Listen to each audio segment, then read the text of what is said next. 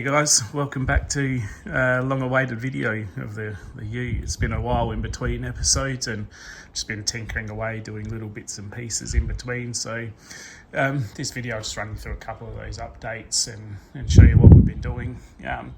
Won't be working on anything today specifically, but just give you an idea of what's been changed since the last video.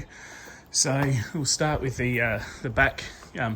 Some of you might remember the tailgate that was on it before was all covered in rust. I actually picked up this second-hand tailgate that someone was giving away for free on Facebook Marketplace. So had a couple of bigger dents in it before, which were pushed in a fair way. So I've just quickly popped those out just really roughly.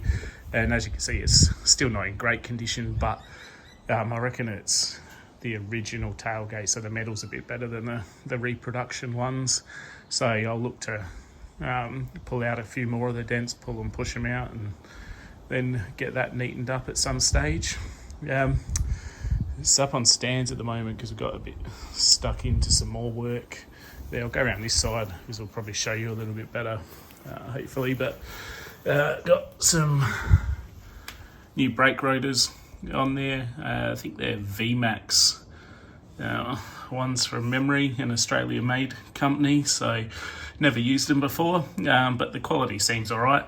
The only thing I wish is that they would have painted the centre hub on them in black, so I've done that to just neaten them up a bit. The caliper, you'll notice as well, has been painted up, so that's got I'm trying to remember what it was, silver base coat with then 100 micron, I think it was, flake, followed by a fuchsia candy clear. So both the rear brake rotors are done, and got new braided brake lines on there as well. Actually rebuilt the calipers as well, and they probably didn't really need it, but a couple of rubbers weren't looking the best, so I thought, oh well, it's not a lot of money to spend on it, so I just rebuilt both the calipers, new pistons, etc., and obviously new brake pads. And just one thing with these brake lines, they were a cheaper braided brake line, and you can see that it's not fully connected and seated there at the moment, and that's just because they don't actually fit 100%, so I'm going to have to modify that bracket a little bit to get them to fit perfectly. Also just this hard brake line along there, I ended up having to cut some of that off to get it to fit, so while I did that I figured, oh well, we may as well paint it up as well, and I need to get that fitted properly. I have to duck down under the car, just bear with me a second. So I can't remember what I've shown you or not under here, but we've got an adjustable panhard rod with the KYB sticker on there. It's actually just an eBay special one. And the Monroe gas shocks, I think I showed you those in an earlier episode.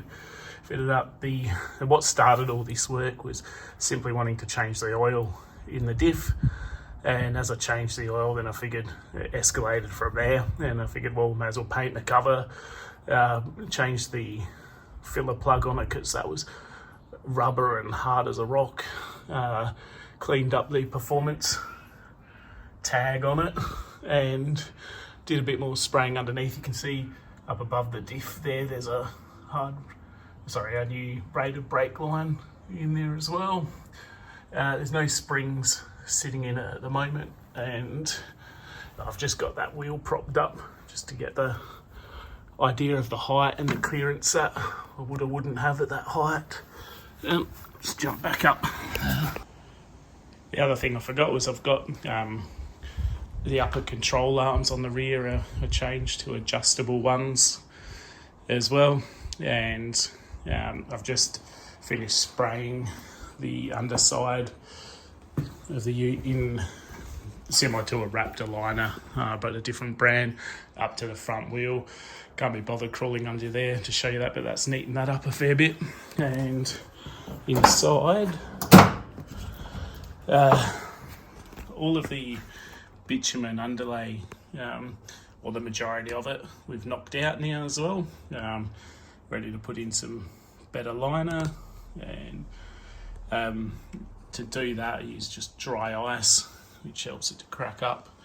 And a few of you might remember we used to have a handbrake down here where we now have a hole.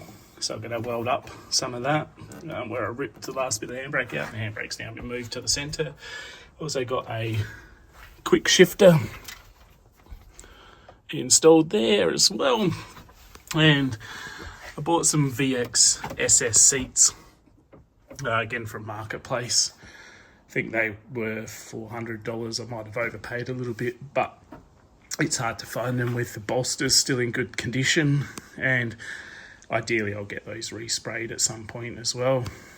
So in the process of just fitting up the seats at the moment. So that's the VXSS brackets, which has got electric motors on it and that for the height adjustment. I don't think I'm going to end up using those. I'm in the process of modifying the original VS brackets here. You can see where I've just been welding up some of the holes and re-drilling, and just had to trim a little bit off these brackets to get them to fit right, but not too much, and doesn't really impact the usage of him. And that's the other SS seat, which is a little bit dirty. So I've also bought some XYZ coilovers for the front, which I haven't fitted yet, and a 2.5-inch exhaust. And I'm working on the lower control arms on the rear at the moment, so just bear with me a second. I'll show you what I've done with those. So there's the old seats just hanging in there, a few of the parts and whatnot just sitting on the floor. Oh, the drive shaft, I forgot about that. Replaced the centre bearing because that was stuffed and haven't put it back in yet, and also one of the uni joints. This is the control arms. I actually bought new control arms with Nolafane bushes in them already, and this plate on top, these don't normally have the plate on top, so I've bought those from a supplier and just welded them on. I've just cleaned up the welds, and I just need to paint those up before fitting them. That's the front discs there with a friendly little spider by the look of it. Insert haunted music. And I'm trying to remember what else I've got. I've got some new sway bar links and stuff like that, so just refreshing most of the suspension and brakes, etc. at the moment. And a new purchase to the shed is the wheel rack at the back there, which is nice to get all the wheels off the floor. So got a few different sets going on, a couple of Commodores, might even be a Falcon one in there, can't remember, and some mini lights up the top, and of course a couple other projects sitting there. Anyway, that'll do for now. I think I caught you up on most of it, and hopefully I'll get out some episodes a bit quicker this time round, and we'll get it back on the ground hopefully in the next few weeks, and then we'll be able to show you the exhaust and drive shaft and hopefully front suspension in and everything. But and hopefully I can keep it at the height it's sitting at the moment. The wheels on the back, I should mention, I think that's what I'm probably going to go with rather than the Super Sports on the front, unless I buy something new to put on it. Anyway, over and out. I'll talk to you soon. If you haven't already, subscribe to keep following the build, and give us a like, comment to keep the algorithm moving along. Cheers.